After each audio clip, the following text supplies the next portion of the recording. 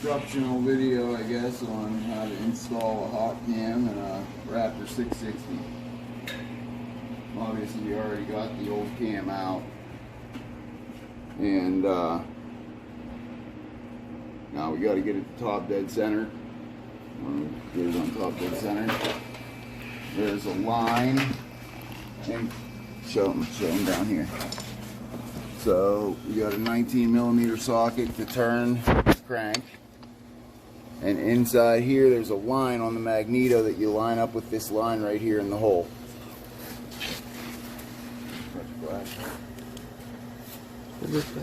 Hold the light. You want that chain? Hold on. Hold on. Make sure your timing chain, make sure you hold your timing chain up so it doesn't get bound up down there on the crank gear. So you just hold the timing chain, show them up here. Hold the timing chain up like this while somebody turns it and gets it to top dead center.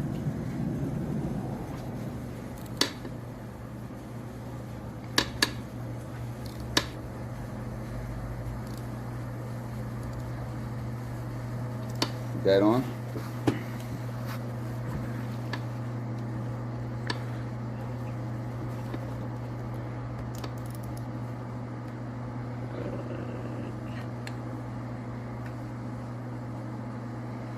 Good?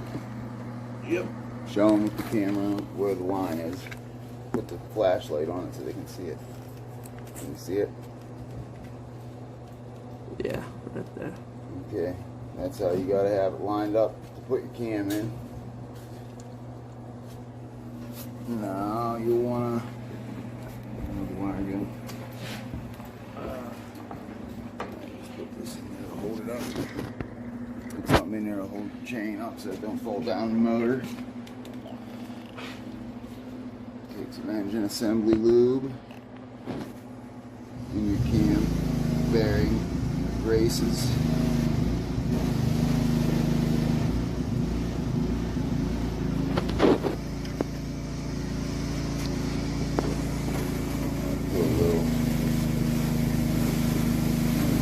Tips as well.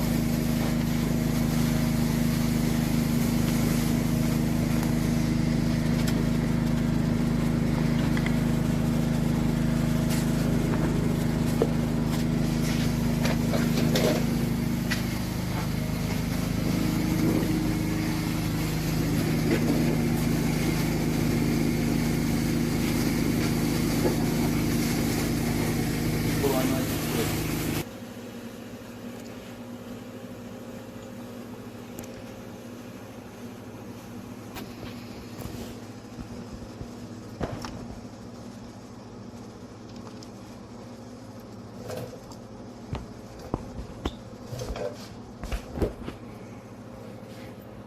Where's that flashlight at?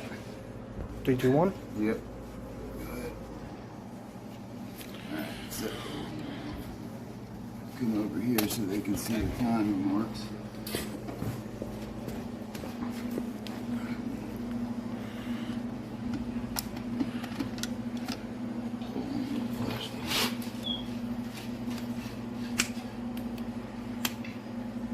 So there's one mark right there. There's another mark right there. Not these marks here. These marks here on the gear.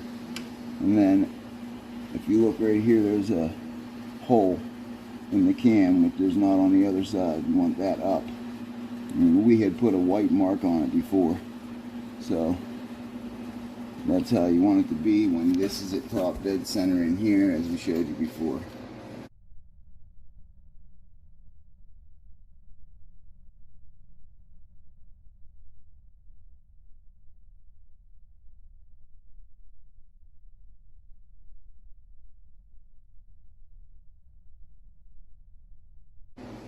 Yeah. And you want a little more engine lube, assembly grease on your cam bearings.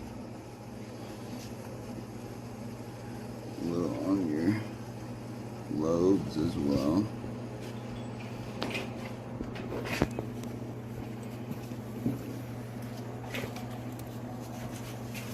And you're gonna want this wiped off pretty. Go. I'm gonna use gray RTV because that's what they recommend.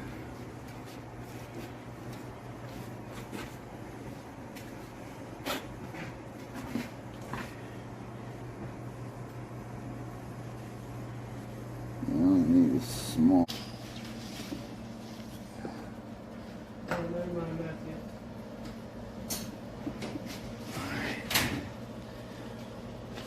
Just coat it all the way around. Good and clean. Take a little dab of engine assembly lube on your rocker arms where it's going to meet the cam.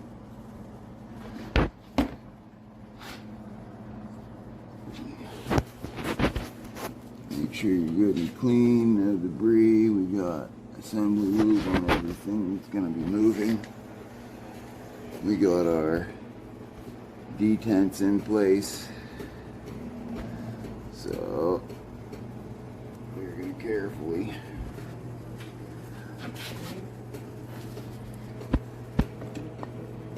try not to hit it on anything.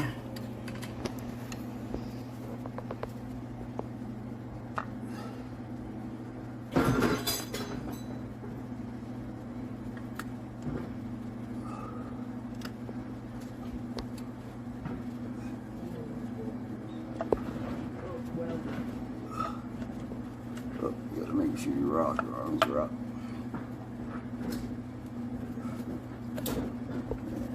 Just sit right down on there like that.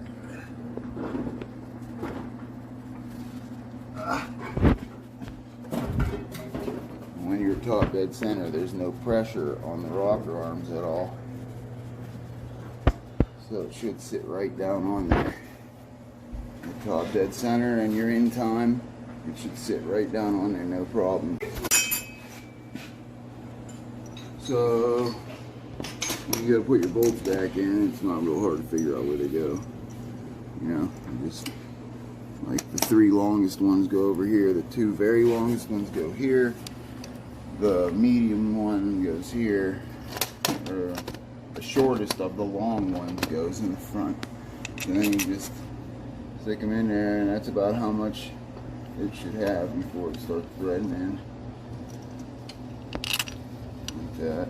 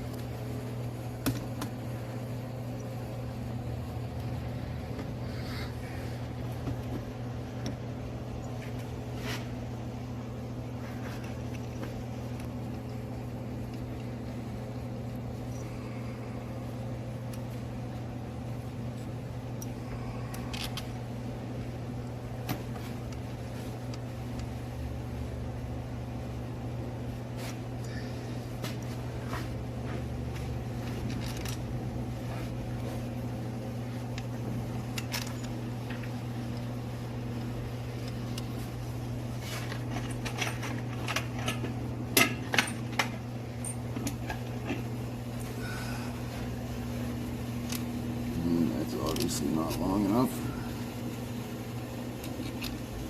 That's should be right there. This other one I believe goes right here. Yep. And then there's 2 short ones that go inside. Not there. Where's the magnet, guys? Oh, here it is. Yeah, you don't want that in there. Good thing to have a magnet around. They're pretty handy. So,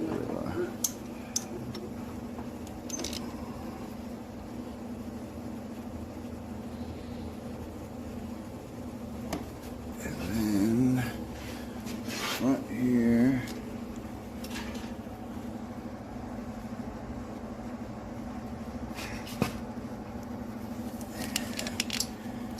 Corner.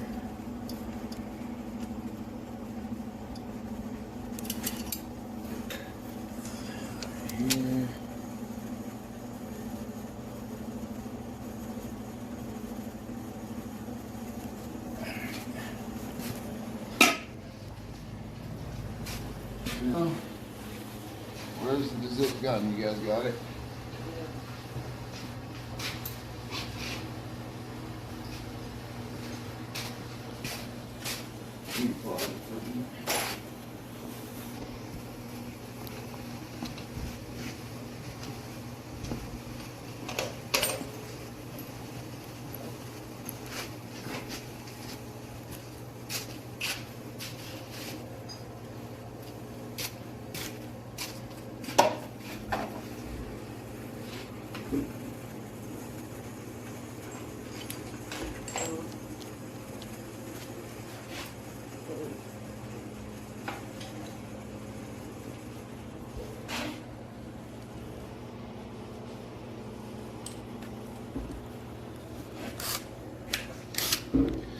When you put these in, you want to start in the middle.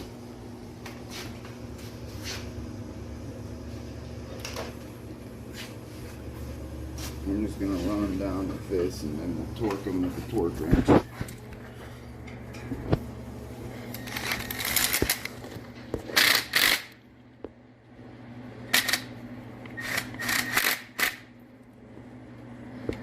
Start in the middle and work your way out.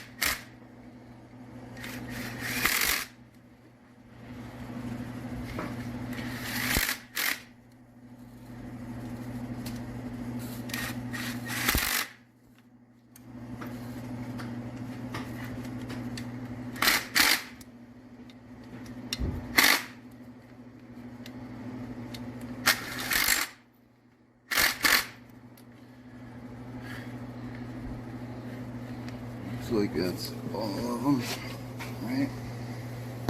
Yep. Now we're gonna get the old torque wrench out. So 144 inch-pounds is what's recommended to torque those valve cover bolts. So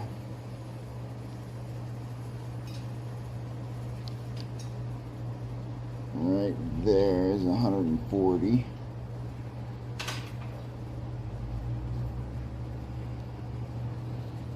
$144. And we're going to take our bit wherever I put that. Take a bit.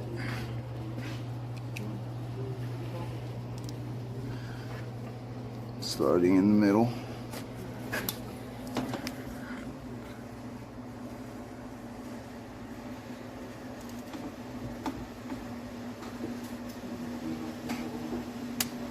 When it clicks, good.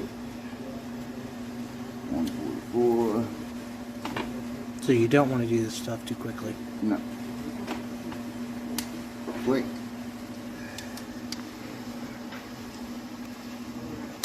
Click. So you get the gist of how to do this. Just go around the whole thing and tighten them all to 144 inch-pounds. What happens if you get them tighter? Well, you could strip them out if you get too tight. And then you'll be having problems. Do not want to strip them. That makes for a lot of headaches. To fix it correctly makes for a lot of headaches.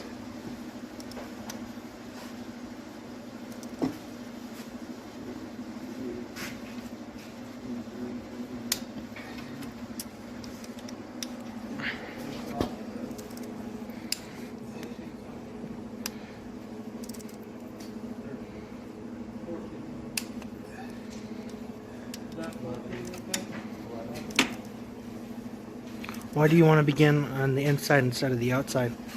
Because these things can warp, just like a head being tightened down or an intake.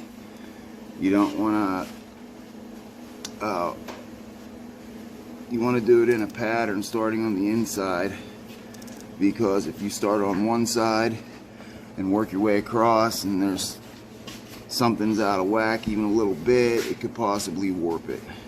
Or if you have something that's like this, applies pressure for the cam bearings, so your cam bearings right here in the center, you want to tighten over the cam bearing before you start tightening over here.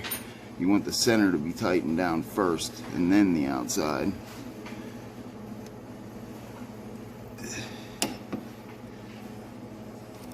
But mostly it's so that you don't warp anything.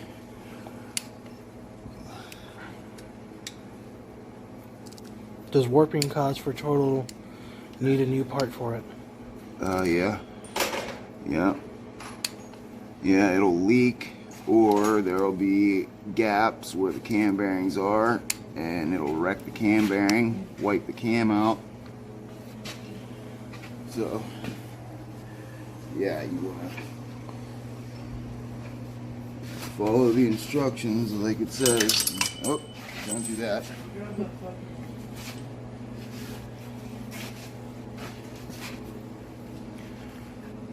Yeah, really anything you're working on, pretty much want to do that. Like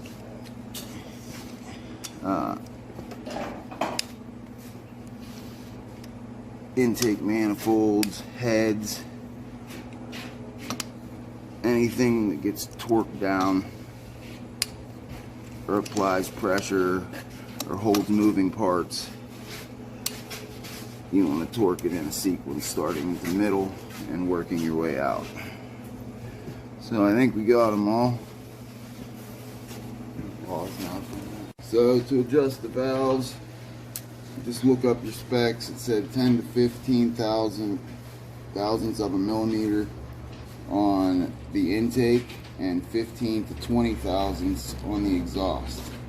So right here, looking at the top of the rocker arm, this is your valve lash adjustment. You got a 10 millimeter locking nut right here, and you got a flat screwdriver head right here. So you're going to get a 10 millimeter wrench.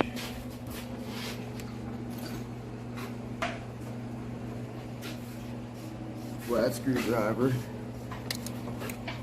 And this is once we, oh actually, that's not a screwdriver. Most of them are a screwdriver. That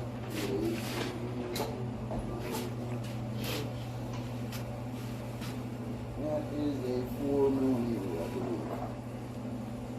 About here.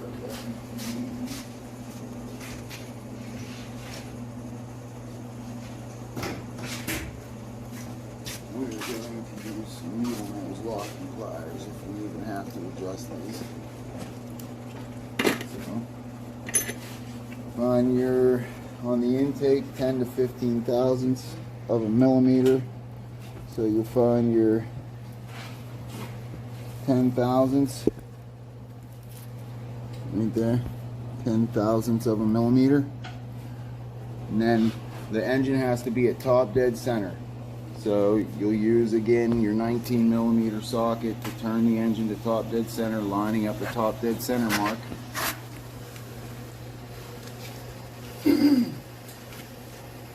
Alright. Feel like another 14, but try to make it a long one. You still video? No, right now. What does the timing chain tensioner do? It applies tensioner to the timing chain tensioner guide so that there's consistent pressure and tension on the timing chain so it doesn't jump time. What happens if it jumps time? Several things will happen. It'll quit running, and when it jumps time, it could have valve to piston impact, and it will bend valves, put holes in the piston. It will cause some damage. It's not a good thing. So, always want to make sure you have a good tensioner. Make sure your tensioner is in good shape. This is a spring-loaded tensioner, so some of them are oil pressure driven, and those ones have a tendency to fail. These spring-loaded ones usually are pretty consistent.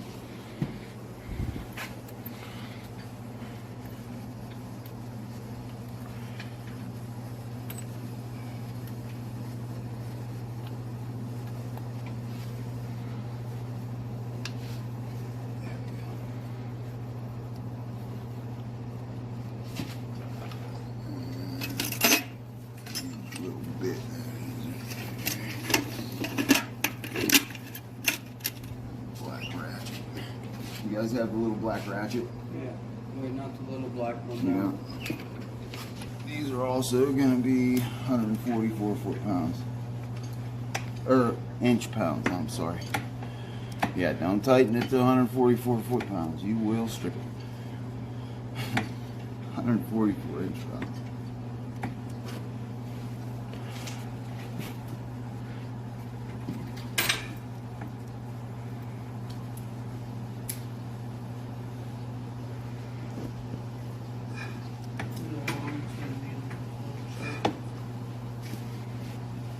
Hey, Jim. Yeah.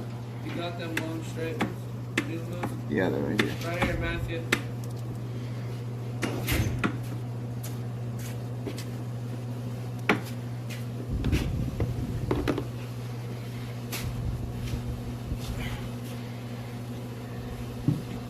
Okay. Now, 19 millimeter, tighten this. Let's give this a good snug. And not be down there anymore.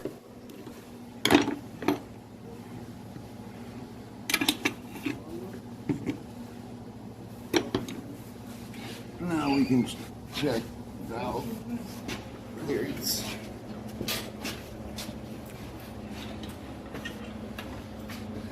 So we got our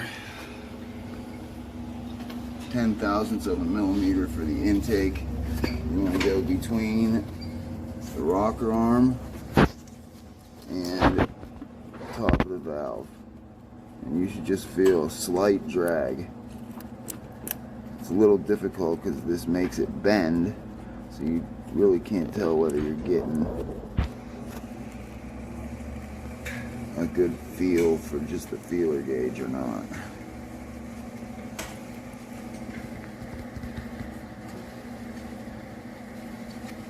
But it does feel like I have a little drag on it.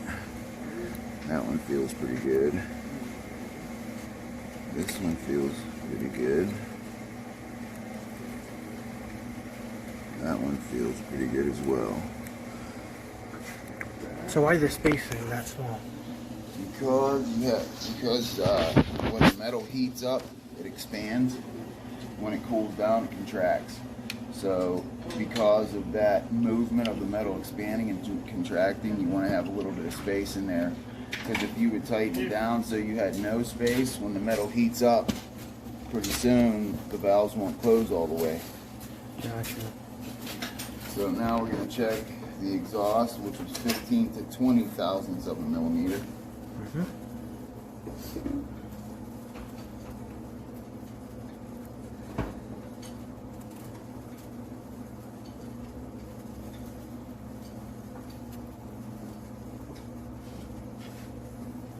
So we'll take our 15 thousandths of a millimeter feeler gauge. Get our light in here where it will stay so we can see. Like that. And you might get it in between here. Make sure it fits and you got some drag. Yeah, feels like tell if we're getting in there or not. I can't damn see.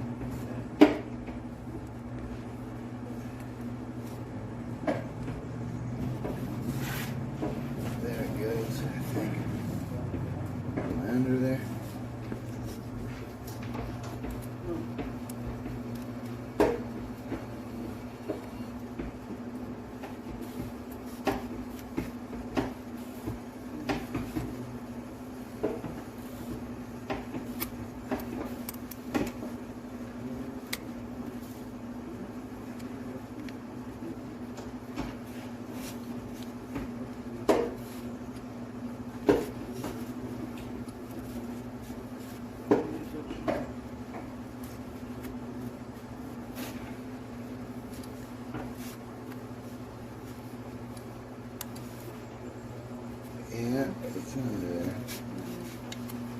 Got some drag on it. And this one.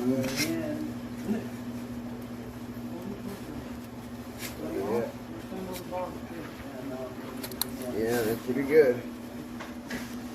That's pretty good. So,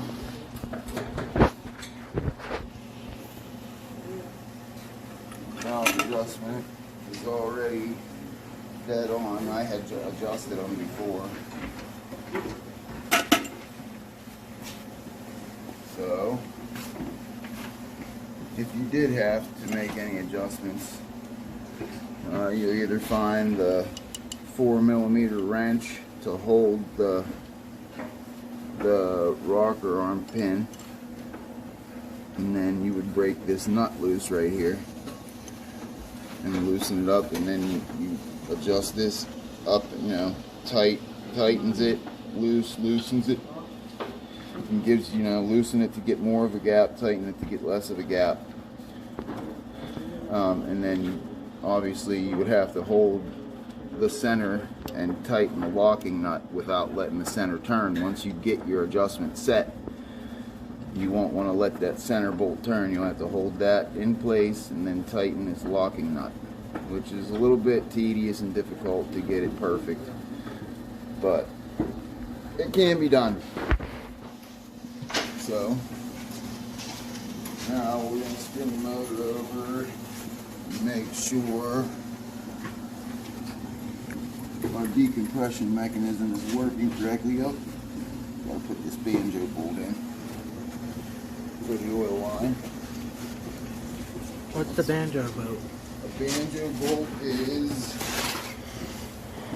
a bolt with a hole down the center so that fluid can flow through it.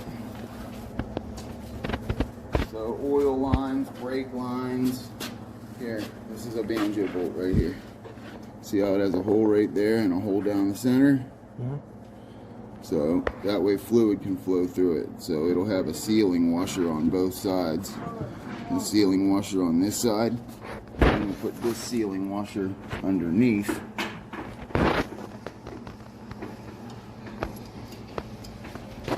Like so.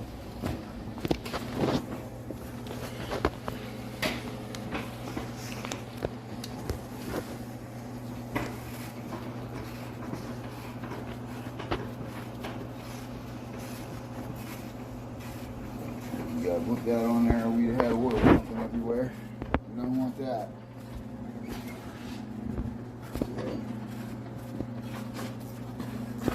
You just want to make sure our compression mechanism is working correctly, because the pin had worn down and the engine wouldn't turn over. Just had too much compression and the starter just couldn't overcome the compression, which is common in these machines. That pin wears down and the engine just won't turn past the compression stroke. So let's check it over real quick and make sure nothing's going to fall in anywhere. We're not going to have oil squirting anywhere. We have no issues. Nothing's going to fall inside. And, oh, you got to put a spark plug in it. Spark plug in.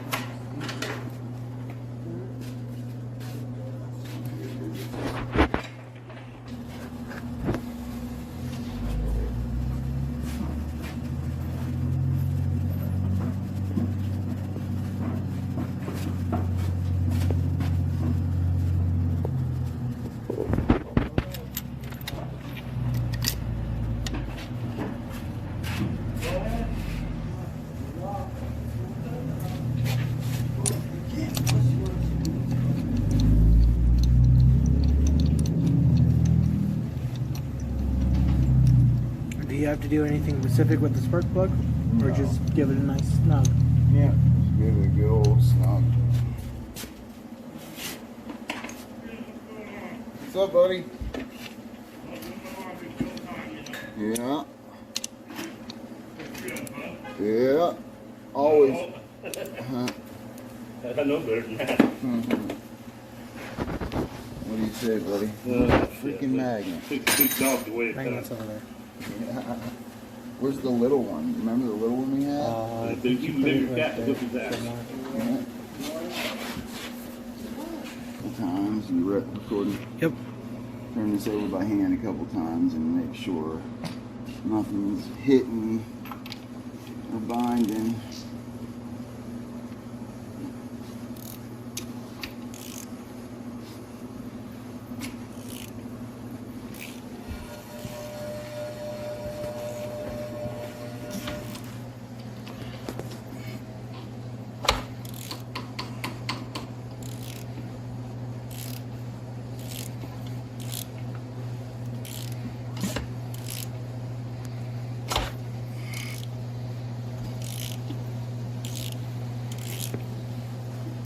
Feels pretty good. It's taking a lot of compression. Like that compression release isn't working still.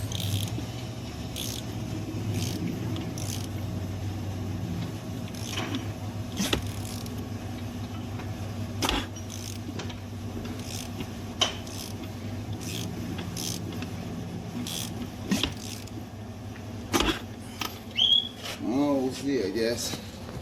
Spin her over a couple times.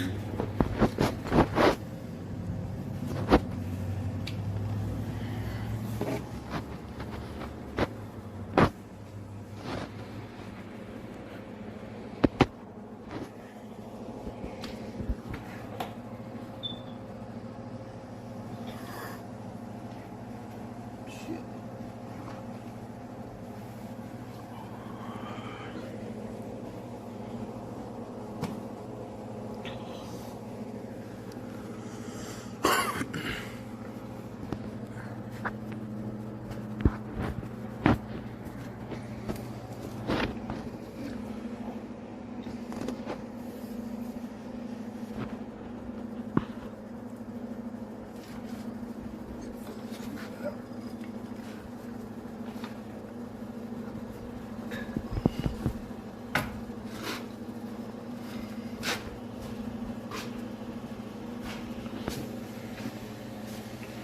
Now, bud.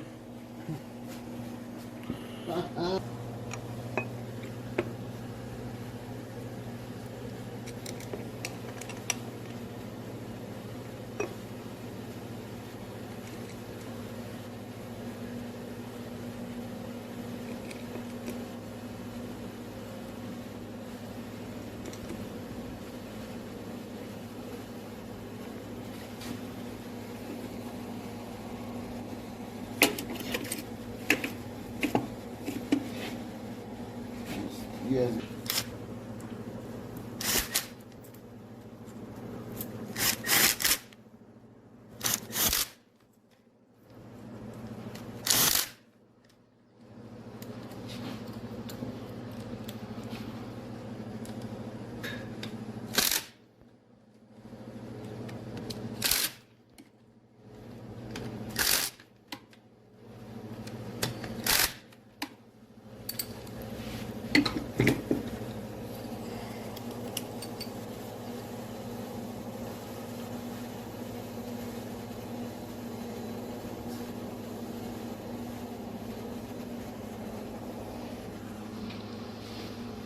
So tightening these ones do matter? No, this one isn't that important. Just make sure they're on. Yeah, I just want to make sure they're tight and good.